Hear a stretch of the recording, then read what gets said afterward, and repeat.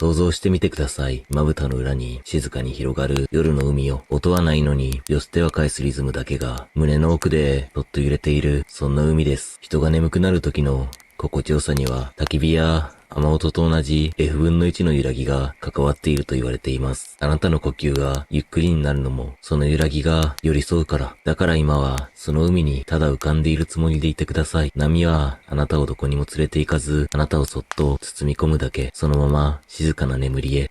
それでは、おやすみなさい。良い夢を。